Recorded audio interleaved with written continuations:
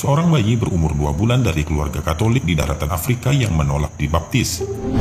Ia dilahirkan di kota Arusha, Tanzania. Ibunya bernama Domisia Kimaro, sedangkan ayahnya bernama Francis Fudin Kira. Suatu hari di bulan Desember 1993, tangis bayi membahagiakan keluarga itu, sadar bahwa bayinya laki-laki mereka lebih bergembira lagi. Bagaimana pemeluk agama Katolik lainnya? Domisia dan Francis juga menyambut bayinya dengan ritual-ritual Nasrani. Mereka pun berkeinginan membawa bayi manis itu ke gereja untuk dibaptis secepatnya. Tidak ada yang aneh saat mereka melangkah ke gereja. Namun ketika mereka hampir memasuki altar gereja, mereka dikejutkan dengan suara yang aneh. Ternyata suara itu adalah suara bayi mereka. Mama, asini baptis. Nani kaul Allah wa jumbe wakil Muhammad. Ibu, tolong jangan baptis saya. Saya adalah orang yang beriman kepada Allah dan Rasulnya Muhammad. Mendengar itu, Domisia dan Francis gemetar. Keringat dingin bercucuran. Setelah beradu pandang dan sedikit berbincang, mereka memutuskan untuk membawa kembali bayinya pulang. Tidak jadi untuk membaptisnya. Ayah dan ibunya, Domisia dan Francis, bingung. Kemudian didatangkan seorang pendeta untuk berbicara kepada bayinya itu. Sang pendeta bertanya, "Are you Yesus? Apakah kamu Yesus?" "Tidak, aku bukan Yesus. Aku diciptakan oleh Tuhan, Tuhan yang sama dengan yang menciptakan Yesus." Awal Maret 1994, ketika usianya melewati 2 bulan, bayi itu selalu menangis ketika hendak disusui ibunya. Domisia merasa bingung dan khawatir bayinya kurang gizi jika tidak mau minum ASI, tetapi diagnosa dokter menyatakan ia sehat. Usianya yang baru 4 bulan memulai mengeluarkan lafal-lafal aneh. Beberapa tetangga serta keluarga Domisia dan Francis terheran-heran melihat bayi itu berbicara. Orang-orang yang takjub menimbulkan kegaduhan sementara, namun kemudian mereka diam dalam keheningan. Sayangnya waktu itu mereka tidak mengetahui bahwa yang dibaca Quran surah Al-Baqarah ayat 54.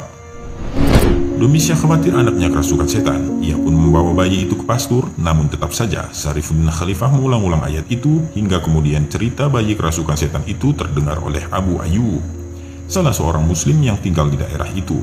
Ketika Abu Ayyub datang, Syarifuddin Khalifah juga membaca ayat itu. Tak kuasa melihat tanda kebesaran Allah, Abu Ayyub sujud syukur di dekat bayi itu. Francis dan Domisia, sesungguhnya anak kalian tidak kerasukan setan. Apa yang dibacanya adalah ayat-ayat Al-Quran. Intinya ia mengajak kalian bertaubat kepada Allah, kata Abu Ayyub. Beberapa waktu setelah itu, Abu Ayyub datang lagi dengan membawa mushaf. Ia memperlihatkan kepada Francis dan Domisia ayat-ayat yang dibaca oleh bayinya. Mereka berdua butuh waktu dalam pergulatan batin untuk beriman. Keduanya pun akhirnya mendapatkan hidayah Allah Subhanahu wa Ta'ala. Mereka masuk Islam. Sesudah masuk Islam itulah mereka memberi nama untuk anaknya sebagai Syarifuddin Khalifah. Keajaiban berikutnya muncul pada usia 1,5 tahun. Ketika itu Syarifuddin Khalifah mampu melakukan sholat serta menghafal Al-Quran dan Bible. Lalu pada usia 4-5 tahun ia menguasai 5 bahasa. آتنا في دنيا حسنة وفي الآخرة حسنة وقنا عذاب النار وعذاب الدين وعذاب القبر وعذاب الدنيا. Usia itu Syarifuddin Khalifah mulai melakukan syafari dakwah ke berbagai penjuru Tanzania hingga ke luar negeri. Hasilnya lebih dari 1.000 orang masuk Islam. Kisah nyata Syarifuddin mengislamkan ribuan orang ini terjadi di distrik Pumwani, Kenya, tahun 1998.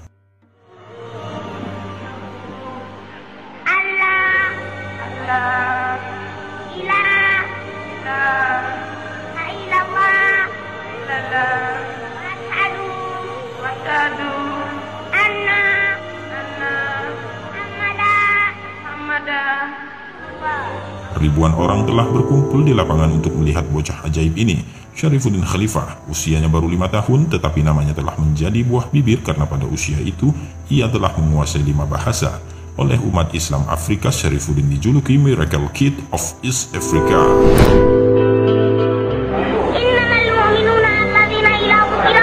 Perjalanannya ke Kenya saat itu merupakan bagian dari rangkaian syafari dakwah ke luar negeri. Sebelum itu, ia telah berdakwah hampir di seluruh kota di negaranya Tanzania.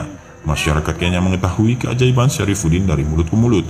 Beberapa waktu kemudian, sei kecil yang mereka nantikan akhirnya tiba. Ia datang dengan pengawalan ketat layaknya seorang presiden. Ribuan orang yang menanti Syarifuddin Khalifah rupanya bukan hanya orang Muslim. Tak sedikit orang-orang Kristen yang ikut hadir karena rasa penasaran mereka. Mungkin juga karena mereka mendengar bahwa bocah ajaib itu dilahirkan dari keluarga Katolik. tetapi hafal Al-Quran pada usia 1,5 tahun. Mereka ingin melihat Syarifuddin Khalifah secara langsung. Wajar jika anak sekecil itu memiliki wajah yang manis, tetapi bukan hanya manis, ada kewibawaan dan ketenangan yang membuat orang-orang Kenya takjub dengannya, mengalahkan kedewasaan orang-orang dewasa. Bahasa Arabnya yang sangat fasih diakui oleh para ulama yang hadir pada kesempatan itu. Hadirin benar-benar takjub, bukan hanya kagum dengan kemampuan berceramah, tetapi juga dengan isi ceramahnya yang membuka mata hati orang-orang Kristen yang hadir pada saat itu. Ada seberkas cahaya hidayah yang masuk dan menyelusup ke jantung nurani mereka. Selain pandai menggunakan ayat-ayat Al-Quran, sesekali Syarifuddin juga mengutip kitab suci agama lain, membuat pendengarnya terbawa untuk memeriksa kembali kebenaran teks ajaran dan keyakinannya selama ini. Begitu ceramah usai, orang-orang Kristen mengajak dialog bocah ajaib itu. Syarifuddin melayani mereka dengan baik. Mereka bertanya tentang Islam, Kristen, dan kitab-kitab terdahulu. Sang syekh kecil mampu memberikan jawaban yang memuaskan. Dan itulah momen-momen hidayah. Ratusan pemeluk Kristiani yang telah berkumpul di sekitar Syarifuddin mengucapkan syahadat. Jika dijumlah melalui dakwah Syarifuddin Khalifah, ribuan orang telah masuk Islam. Ajaibnya itu terjadi ketika usia syekh kecil itu masih 5 tahun.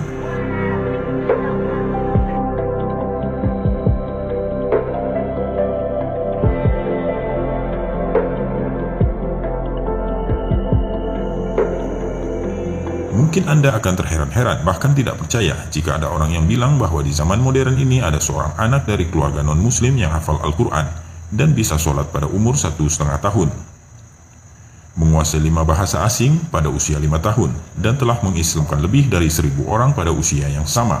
Tapi begitulah kenyataannya, dan karena ia disebut sebagai bocah ajaib, sebuah tanda kebesaran Allah Subhanahu wa Ta'ala. Sekarang bayi itu sudah remaja. Para ulama dan habaib sangat mendukung dakwah Syekh Syarifuddin Khalifah. Bahkan ulama besar seperti Al-Habib Ali Al-Jufri pun rela meluangkan waktunya untuk bertemu anak ajaib yang kini telah remaja dan berjuang dalam Islam. Allahu Akbar.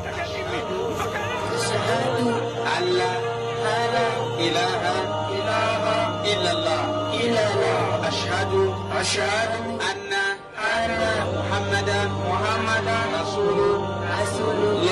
Tunatamka kwa ulimi na tunakubali kwa roho yetu hakuna mola